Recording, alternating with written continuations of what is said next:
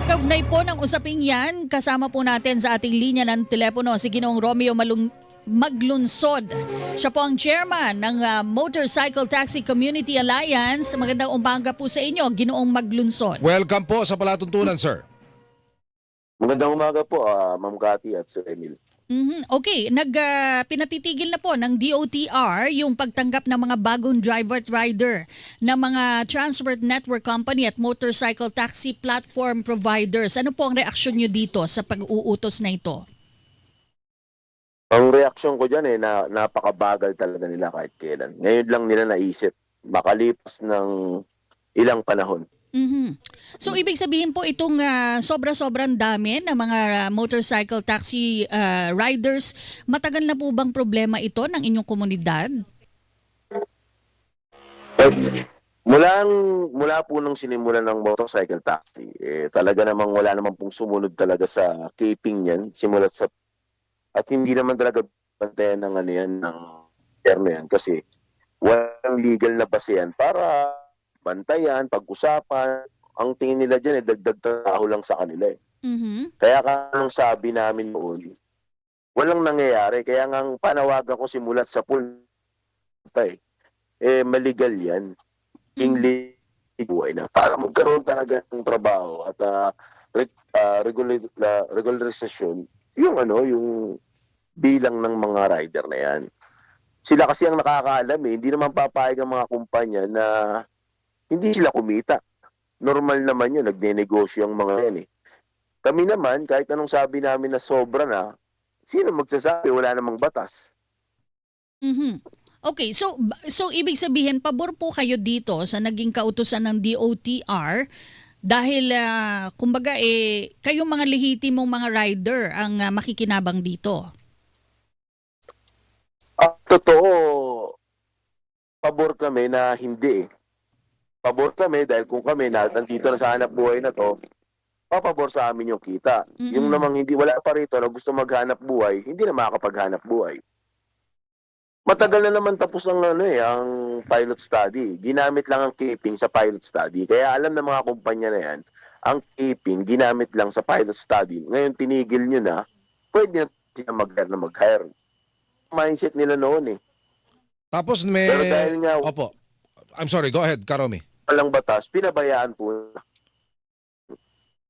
Karomi. Napabayaan. Opo, yes po. I'm sorry, medyo sumasama lamang ang inyong signal. Karomi, ano yung binabanggit nyo po? Yung terminong keeping? I'm sorry, sir. Keeping ho ba yun? Keeping po, yan po yung itinalaga na limit sa bawat MC taxi. Opo. Pani. Oho. Meron niyang keeping that na 60,000. 60,000. Okay. Tapos ito pa isa nakakabahala Karomi, nabasa ko sa news item kanina na yung bilang ng mga rider lalagpas yata sa 200,000. Ang parang nakarehistro lamang 78,000. Karomi, ano masasabi niyo rito? Lagpas po talaga ng 300,000 pa nga Nako. Ang problema kasi talaga, napabayaan ng ahensya ng gobyerno yan. Dahil nga walang batas, walang gustong mag-regulate yan. Yan ang paulit-ulit yung sinasabi. Ngayon, pumutok na. Nagsisisihan, nagtuturuan na kung sino may kasalanan. Pare-parehas na silang may kasalanan dyan. Yung 300,000 po na inyong nabanggit, ito po ba yung mga rehistrado lahat? Or kasama po dito yung kolorum? Rehistrado po lahat yan. Wala pa yung kolorum po dyan. Pero kung Kaya nga sabi nilang may ghost rider, kung ghost rider dyan, lahat po yan apply. Lahat naging rider ng MCC. Okay, pero kung lilimitahan po, hindi po ba dadami naman yung magkokolorum kung ganon? Wala po talaga mga ako na sila nasa nila. Okay. Sir Romy, sandali lang po. Ayusin lang po natin yung ating linya ng komunikasyon. Nagkakaroon po tayo ng paghina ng signal. Ayan. So, hindi lang yung bilang ng mga motorcycle taxi ang problema dito. Pati yung issue ng kolorum mismo. Yung mga lehitimo, lilimitahan. Pag nilimitahan mo yan, dadami yung kolorum. At diba? ang binabanggit nga ni Ginoong Romeo Maglunsod, ang chairman ng Motorcycle Taxi Community Alliance, matagal na siyang sumisigaw ukol sa pagputok ng problema na yan. At yan na nga, Oo, yung 300,000 pala, yung binabanggit niyang bilang ng mga motorcycle taxi rider, lahat ito ay rehistrado. Wala pa yung colorum sa Oo. Makatuwid. So pag nilimitahan mo yung mga registration, Aha. paano yan? Magkokolorum yung marami diyan. O, yun na nga. Yung mga habal-habal. Di ba? Yun yung mga yun eh. Oo. Di ba? Kuyang, bubulong-bulong sa'yo. Habal-habal. Kaya naman dumarami rin yung mga tumatangkilik ng mga motorcycle taxi dahil sa problema sa trapiko. O, balikan po natin. Tsaka mura. O, Oo. yan dyan na si Karomi. Si Ginoong Romeo Maglunsod, Chairman ng Motorcycle Taxi Community Alliance. Ginoong Maglunsod, magandang umaga po muli.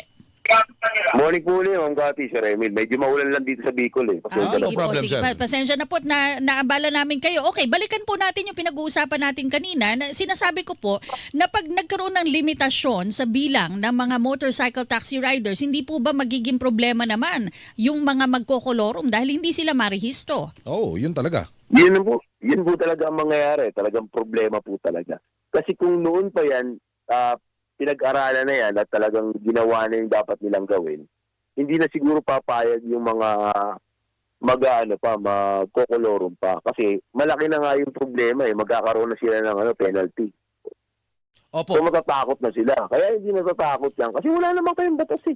Opo. Alam din ng mga nag-ahabal-habal yan eh. Opo. Karomi, yung mga kapuso natin, mga jeepney driver na itatanong na ho namin sa mga previous interviews namin sa kanila kung magkano na lang na iuuwi dahil sa taas ng presyo ng produktong petrolyo at sa sobrang dami rin kalaban sa kalsada. Kayo sir, dahil ho dito sa problema na ito, bigyan nyo naman kami ng figures ho. Magkano na iuwi ng tropa ngayon, ng mga driver natin kapuso na dahil ho sa sobrang dami ng kolorum, ang daming challenges ho sa kalsada, magkano na lang sir, please? Ang maximum talaga nakita ng rider talaga, nasa 200 to 300 na lang. Yes sir. Kasi maggagasolina siya sa halaga ng 8 oras niya na biyahe, 1,000 kikitain, maggagas ng 500, 600, kakain ng 200 hanggang 300, mag-iipon ng mga pangangailangan, pang spare parts ng mga motorsiklo nila, chase oil, motor.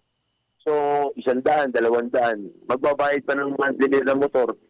Ang kikitain lang talaga nilang malinis, 200-300. Ngayon, para sumapat yun, magdadagdag sila ng oras. Opo. Magdadagdag uli ng another 4 hours, 6 hours, doon na magkakaroon ng problema. Pwede silang madisgrasya, pwede nang mapagod na. Oo, So hapon na para yun sir. kumita pa ng maayos, Oho. talagang sosobra ng oras sa normal. Oh, yun nung binabanggit nyo na yun, 200, 300, mga 8 oras ho yun. Opo, 8 oras yun. Oh, grabe. Para umayos lang ang kita nila, magdadagdag ng oras, madadagdagan. Oo, nako. Sa inyong samahan Ganun po po, yung nangyayari ngayon. Yes, sir. Sa inyong samahan po, Ginoong Maglunsod, ano po ang nakikita nyo dapat gawin ng DOTR? Ano po, para masolusyonan po ito? Dahil sabi nyo nga, sa isang banda, ay tama lang yung ginawa na limitahan yung mga rider, pero sa isang banda rin, dadami yung kolorum. Ano yung mga dapat gawin sa tingin nyo? Ang unang-una, kailangan talaga po dyan, batas. Kasi unang-una, kahit anong sabi lang paiking dyan, gagawin, hanggat hindi yan sinicertify urgent at priority bill ng presidente, wala pong mangyayari dyan sa mga panukala na nasa mababang kapulungan at sa Senado. So yun ang number 1. Pangalawa, pag nagkaroon ng prangkisa, ibigay sa bawat isa para masigurado yung hanap buhay ng tao. Kung walang kolorum, dahil bibigyan mo ng prangkisa, makakapagbiyahe. Ngayon, pag naligal po yan, hindi na siya saturated sa Metro Manila. Pwede na silang magbiyahe sa karatig probinsya. Mga iba pang sentro, kagaya ng Metro Cebu, Metro Davao, CDO, Baguio, Pampanga. Kumbaga kakalat po yung hanap buhay. Hindi na sila kailangan dito magdirekta sa Metro Manila para bumiyahe. Okay, maraming salamat po Ginoong Maglunsod sa inyong sa pamamahagi po ng inyong pananaw sa amin. Good luck sir ha, at have a blessed weekend po. Ingat po kayo. Sige po. Maraming salamat po sa inyo. Same here sir, thank you so much. Ating po nakapanayam, Ginoong Romeo Maglunsod, siya po ang chairman ng Motorcycle Taxi Community Alliance.